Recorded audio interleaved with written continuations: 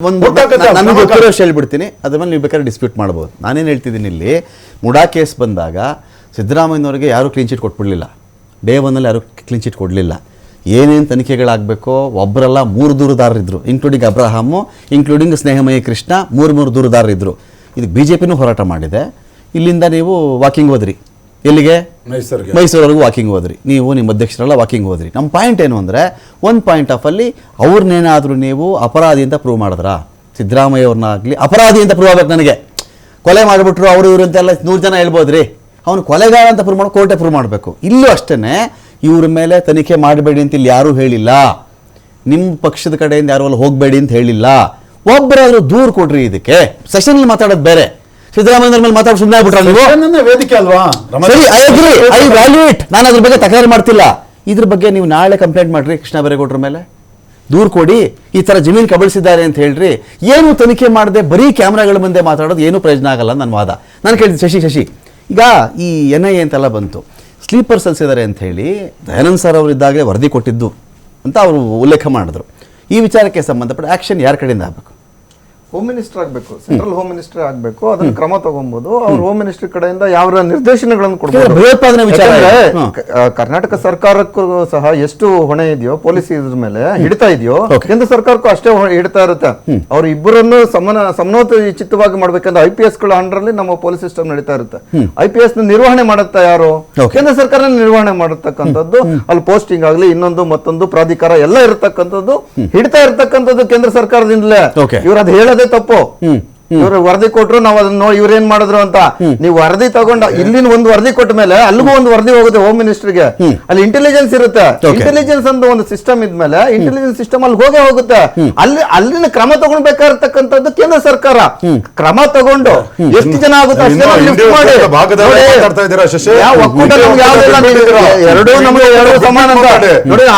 Aam Aadmi party ಯಾವುದೇ ಒಕ್ಕೂಟದಲ್ಲಿಲ್ಲ, Russian fight ಮಾಡ್ತಾ ಇಲ್ಲ.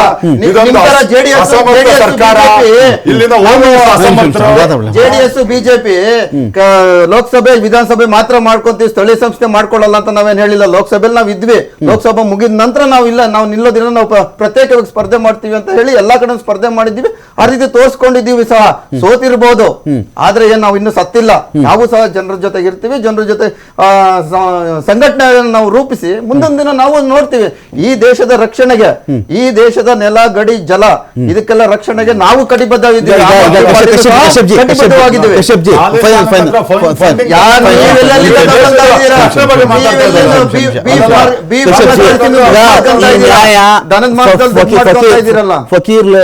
ಫಕೀರ್ ಲೇಔಟ್ನ ಜನಗಳಿಗೆ ಕಣ್ಣಿಗೆ ಬೆಣ್ಣೆ, ಬೇರೆ ಕಡೆ ನಿರಾಶ್ರಿತರಿಗೆ ಕಣ್ಣಿಗೆ ಸುಣ್ಣ.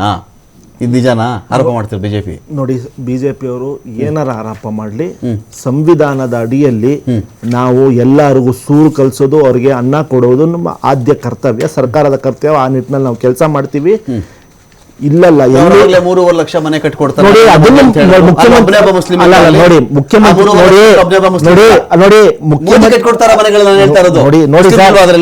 ಮುಖ್ಯಮಂತ್ರಿಗಳು ಹೇಳಿದ್ದಾರೆ ನಾವು ಎಲ್ಲರಿಗೂ ಸೂರು ಕೊಡ್ತೀವಿ ಅಂತ. ಆ ಬದ್ಧತೆ ಇದೆ ನಮ್ಗೆ.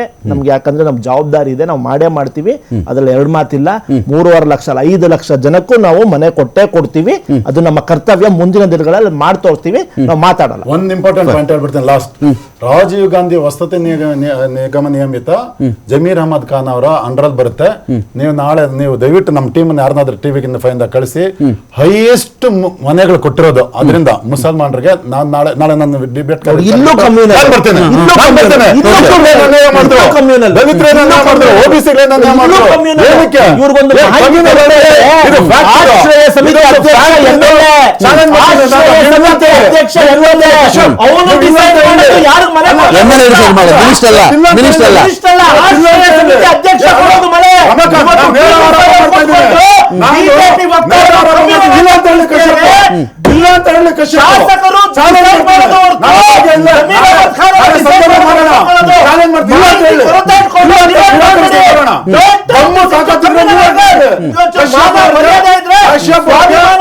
Fact ಗೊತ್ತಿದೆಯಾ? ಇಲ್ಲ ಅಂತ ಹೇಳಿ. ಇಲ್ಲ ಅಂತ ಹೇಳಿ. ಎಮ್ ಎಲ್ ಎ ಅಂತಾರೆ ಡಿಸೈಡ್ ಮಾಡೋದು No, sir.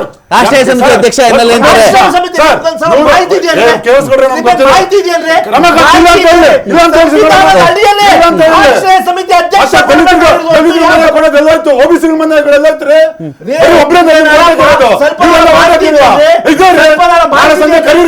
ನಾನ್ ಬರ್ತೀನಿ, ನೀವು ತೆಗ್ಸ್ರಿ. ರಾಜೀವ್ ಗಾಂಧಿ ವಸತಿ ನಿಗಮದಿಂದ ಎಷ್ಟು ಬೆಲೆ ಕೊಟ್ಟಿದ್ದಾರೆ ಜಮೀರ್ ಅಹಮದ್ ಖಾನ್ ಅವ್ರ ನೇತೃತ್ವದಲ್ಲಿ, ಎಷ್ಟು ಹಿಂದೂಗಳು ಕೊಟ್ಟಿದ್ದಾರೆ ಅನ್ನೋದ್ರಿಂದ ನಾಳೆ ಸಂಜೆ ಚರ್ಚೆ ಮಾಡಿ ಬರ್ತೀನಿ. ಇವ್ರಿಗೆ ನೋಡಿ ಜನರ ಇದು ಬದುಕು ಮುಖ್ಯ ಅಲ್ಲ, ಅವ್ರ ಏ, ಭಾವನೆ ಅವ್ರೆ, ಅಲ್ಲಲ್ಲ, ನಿಮ್ ಎಲ್ಲ ಸರಿ ಇಲ್ಲ ನಿಮ್ದು. ನೋಡಿ, ಅವ್ರ ನೀವು ಒಂದು ಜನರಿಗೆ ಹಿಂದೂ ವಿರೋಧಿ ಸರ್ಕಾರ ಮುಖ್ಯ ಅಲ್ಲ, ನಿಮ್ದು. ನಮ್ಗೆ ಅವ್ರ ಕಾಂಗ್ರೆಸ್ ಸರ್ಕಾರ ಜನರ ಹಿಂದೂ ವಿರೋಧಿ ಸರ್ಕಾರ. ಸರ್ಕಾರಕ್ಕೆ ಬಂದಿದೀವಿ, ಅವರು ಭಾವನೆ ಜೊತೆ ಹಿಂದೂ ವಿರೋಧಿ ಚರ್ಚೆಗೆ ಸರ್ಕಾರ ಬಂದಿದ್ದಾರೆ. ನಿಮ್ದು. ಮಾಹಿತಿ Yeah, ಕೊರತೆ thank you. ಬಿಜೆಪಿ ವಕ್ತಾರರಿಗೆ ಕರ್ನಾಟಕದ ಸ್ವಾಭಿಮಾನವನ್ನ ಕೇರಳ ಸರ್ಕಾರಕ್ಕೆ ಒಪ್ಪಿಟ್ಟು ಅಂತವ್ರು ನೀವು.